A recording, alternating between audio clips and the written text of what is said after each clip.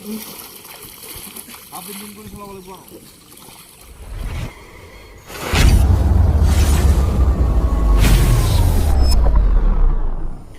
लोगोफोर खुलुमबाय बयनिसिमबो आंनि मोगथां भइस इउटुब चेनेलाव नोंथां बयखौबो बरायनाय थाबाय आसा खालाम नोंथांमोना बयबो मोजाङै दङ आंबो मोजाङै दङ इसोरनि अननायाव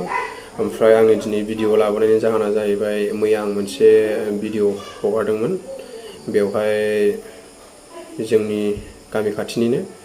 जायखौ आं जेब्राराम बर' होननानै आं सिनायथि होदोंमोन नोंथांमोननो बिथांनि नाम मोजाङानो जाहैबाय जिबेश्वर बर' बिथाङा रेल डिपार्टमेन्टआव साख्रि मावोमोन बिथाङा रिटायार जाबायमोन ओमफ्राय बिथाङा सानै फिसाला दा थालांबाय ओमफ्राय आंबो बिसि दङ ओमफ्राय बे बिथांनि गोथै देहाखौ दिनै मोननाय जाहैबाय जाथायानो जादोंमोन समबार बारायखालि बिथाङा फुङाव मोसौखौ खाहैदोंमोन दै बारसोमनानै ओमफ्राय बाजार जाहैखांनानै फैफिननानै सानजौफु टाइम 11 बाजिसोआव बिथाङा दै देरनायखौ नुनानै मोसौखौ बारहोफिननो होननानै थांदोंमोन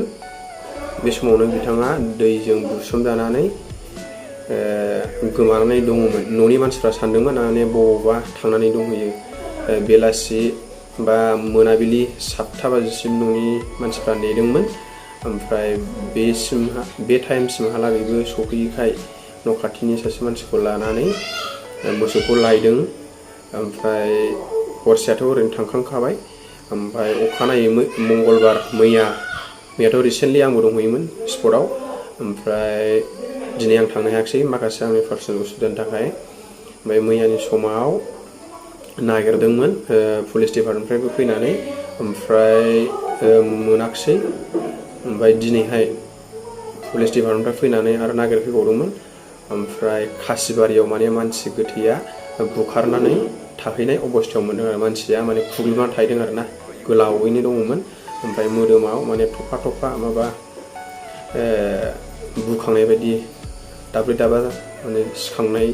अबस्थायाव नुनो मोन्दों आरोखि मानसिखौ ओमफ्राय दा मानसि गोथैखौथ' मोनबाय ओमफ्राय दा माने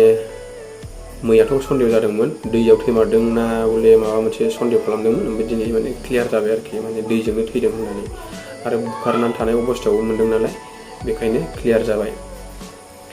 माने दासान्दि जोंनि बर' मानसिफ्रा बिदिनो गोबां जाब्रबथायाव माने जिउ गोमानांगासिनो आरो दैसोम जरा होननाय बेवबो निउसाव नुनो मोन्दों जोंनि साहा जायो एसे आमगुरि थानानि सिङावनो बेबो ओमफ्राय जोंनि दा जायनाखि जाब्रबथाय जादों जिबेश्वर बर' बिथाङाबो चिरां डिस्ट्रिक्टनि आमगुरि थानानि सिङावनो गोलैयो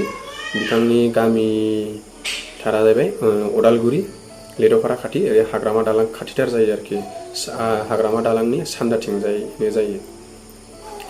दा जोबोद दुखुनांथाव जाहैबाय माने आं भिडिअखौ दिनै माने लाबोनो सानाखैमोन ओमफ्राय मैया भिडिअ हगारनायखाय माने माखासे भिउवार्सफ्रा बा पाब्लिकआ आद्रा जागोन साननानै आं भिडिअखौ मैयानि पइन्टखौ दिनै फ्लास खालामनानै आं भिडिअखौ लाबोनाय जाहैबाय आरोना दा आंनि मिथिनायाव फिसालाया सानै ओमफ्राय सासेया बिदिनो 20-21 बोसोरसो जागोन ओमफ्राय नै दुइसिना दाख्लैसो मेट्रिक पास जादों माने 15-16 बोसोरनि आरोना बांद्राय गिदिर जायाखैमोन ओमफ्राय दा माने जोबोद दुखुनांथावनि बाथ्रा आरोना बेखायनो माथो बुंबावनो नङा होमबा मानसिया थैनांगौबा रावबो हमथानो हाखाया बिदिनो जायो मानसिनि जिबनाव माब्ला मा जागोन रावबो बुंस'नो हाया ओंखायनो आं भिडिअखौ बारा गोबाव खालामला लोगोफोर भिडिअखौ बेखिनियावनो फोजोबथ'बाय बाय बाय